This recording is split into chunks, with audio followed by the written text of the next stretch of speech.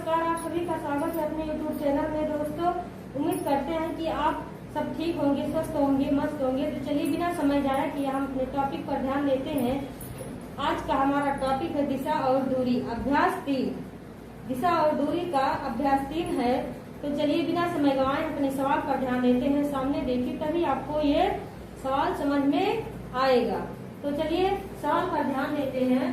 आज का सवाल है, गांव बी जो गांव ए के उत्तर में स्थित है, गांव सी जो बी के पूरब में स्थित है, गांव बी जो बाएं है गांव ए के गांव सी के सापेक्ष में गांव डी किस दिशा में है। यानी ये थोड़ा डिफिकल्ट सवाल है, लेकिन अगर आप ध्यान देंगे तो बस समझने मात्र की देरी है।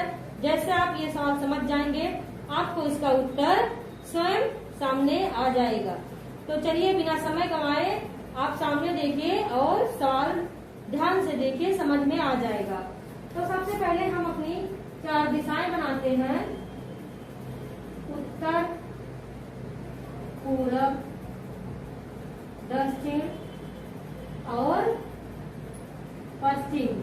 लेकिन यहाँ 4 दिशाएं से काम नहीं चलेगी, हमें 8 दिशाएं बनानी पड़ेगी। ये हमारी 8 दिशाएं हो गई। ये हो गया उत्तर पश्चिम, ये है उत्तर पूरब, ये है दक्षिण पूरब, और ये है दक्षिण पश्चिम कहो या दक्षिण पश्चिम कहो, या पश्चिम दक्षिण या दक्षिण पश्चिम। तो ये है दक्षिण पश्चिम। ये हमारी 8 दिशाएं हैं। तो क्या सवाल कह रहा है, ध्यान दीजिए कि कैसे ये सवाल लगेगा। तो सवाल कह रहा है, गांव बी जो गांव ए के उत्तर में है, यानी कैसे, गांव बी जो गांव ए के उत्तर में स्थित है।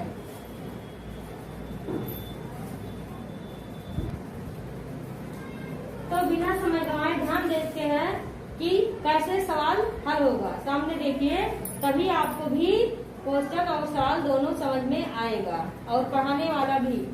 तो ये सवाल क्या कह रहा है, गांव बी जो गांव ए के उत्तर में है, यानी अगर ए यहाँ पर है तो बी यहाँ पर होगा, तभी तो ए के उत्तर में गांव बी जो गांव ए के उत्तर में स्थित है, गांव सी जो गांव बी के पूरब में है, तो बी के पूरब में गांव सी है। तो देखिए, गांव सी जो गांव बी के पूरब में स्थित है, गांव बी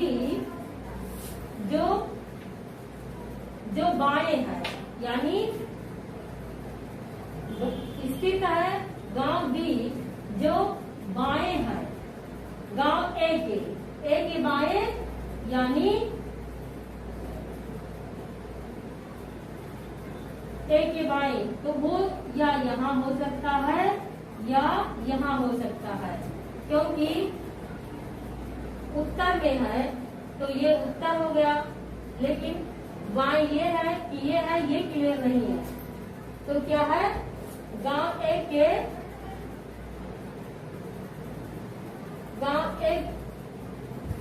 गांव बी जो बाएं है गांव ए के, गांव सी के सापेक्ष में गांव डी किस दिशा में है। तो इस तरह से हमारा सवाल होगा।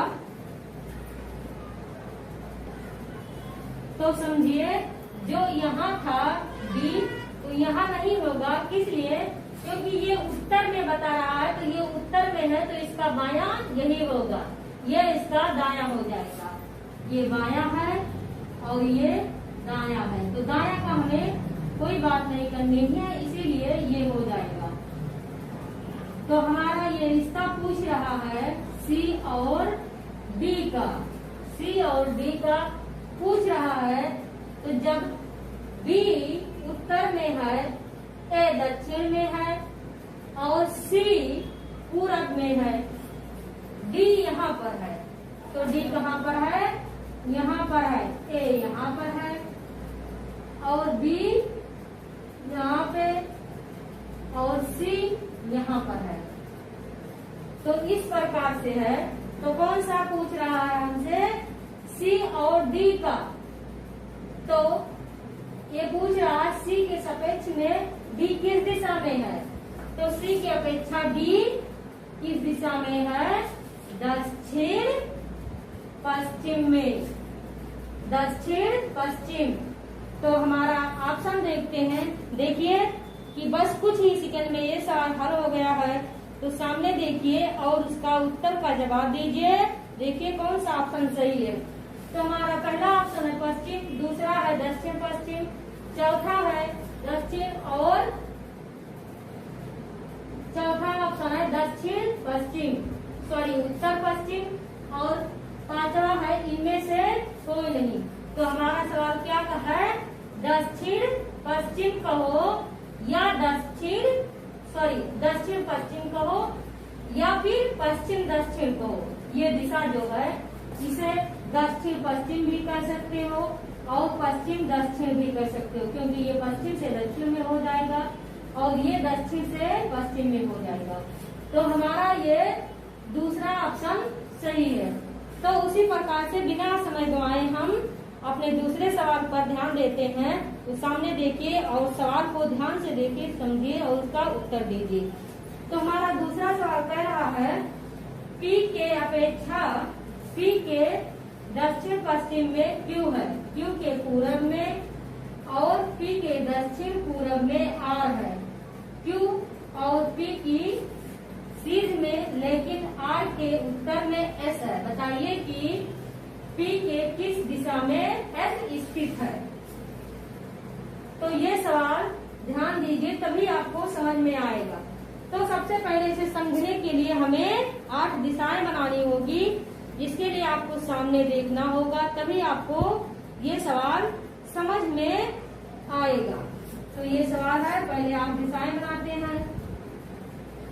ये 8 दिशाएं हो गया, ये उत्तर, दक्षिण, पश्चिम और पूरब। ये है उत्तर पूरब, ये है दक्षिण पूरब और ये है दक्षिण पश्चिम, ये है उत्तर पश्चिम। ये हमारी 8 दिशाएं हैं।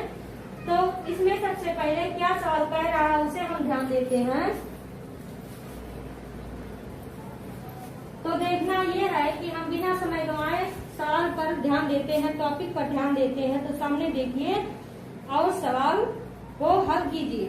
तो क्या कह रहा है, P के दक्षिण पश्चिम में Q है, यानी अगर P यहाँ है तो उसके दक्षिण पश्चिम में, दक्षिण पश्चिम कहाँ होगा, दक्षिण पश्चिम यहाँ नीचे, P के दक्षिण पश्चिम में Q है, तो Q यहाँ कहीं होगा। Q है, Q के पूरब और P के उत्तर पूरब, P के दक्षिण पश्चिम में Q है, यानी ये P है। ये 4 दिशाएं पहले है, ये P हो गया,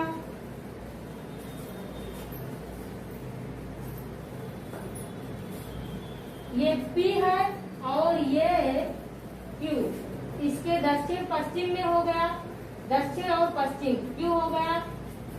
Q के पूरब और P के दक्षिण पूरब में R है, दक्षिण पूरब में R है, तो R कहाँ होगा, सीधे ये लकीर इस तरह बनेगा और R यहाँ होगा, R यहाँ एक लकीर इस टाइप बनेगी। तो ये Q हो गया दक्षिण पश्चिम में, ये इसके दक्षिण पश्चिम में Q हो गया, दक्षिण पश्चिम दक्षिण पूरब में Q है। तो देखिए दक्षिण पूरब में Q हो गया, R हो गया। Q और P की सीध में के उत्तर में एस होगा। तो देखिए क्यू और पी के सीध ऐसा है, आर के सीध में है, लेकिन आर के सीध उत्तर में ऐसा है।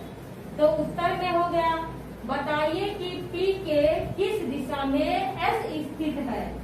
तो क्या सवाल कह रहा है, देखिए ध्यान से, एक बार फिर से ध्यान से सवाल देख लीजिए, जिससे आपको समझ में आ जाए। सामने देखिए और सवाल को समझिए। सवाल क्या कह रहा है, पी के दक्षिण पश्चिम में क्यू है।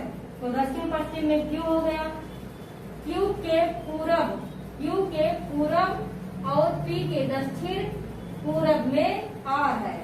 तो देखिए क्यू के पूरब और पी के दक्षिण पूरब में आर है, क्यू और पी की सीध में, लेकिन आर के उत्तर में एस है। तो देखिए क्यू और पी की सीध में, आर के उत्तर में एस है। बताइए कि पी के किस दिशा में एस स्थित है। क्या कह रहा है, पी के किस दिशा में एस स्थित है। तो देखिए ये पश्चिम है, ये पूरब, ये उत्तर और ये दक्षिण। तो अगर पी यहाँ है तो ये तिरछा पूछ रहा है, तो किस में है, उत्तर पूरब। तो हमारा पहला ऑप्शन है पूरब, दूसरा है उत्तर पूरब, तीसरा है उत्तर, चौथा है दक्षिण पश्चिम और पांचवा है इनमें से कोई नहीं। तो हमें इनमें से कोई नहीं देखना है, हमें देखना ये है उत्तर पूरब, ये हमारा दूसरा ऑप्शन है। तो दूसरा ऑप्शन हमारा सही है, उत्तर पूरब। पी के उत्तर पूरब में एस स्थित है। तो दोस्तों आज का हमारा टॉपिक यही समाप्त होता है। अगर आपको वीडियो पसंद आई है तो प्लीज लाइक शेयर और सब्सक्राइब कीजिए, ज्यादा से ज्यादा शेयर कीजिए। हमारे साथ बने रहने के लिए धन्यवाद। अगले दिन मैं एक नए टॉपिक के साथ आपके सामने आऊंगी। तब तक के लिए जय हिंद, जय भारत।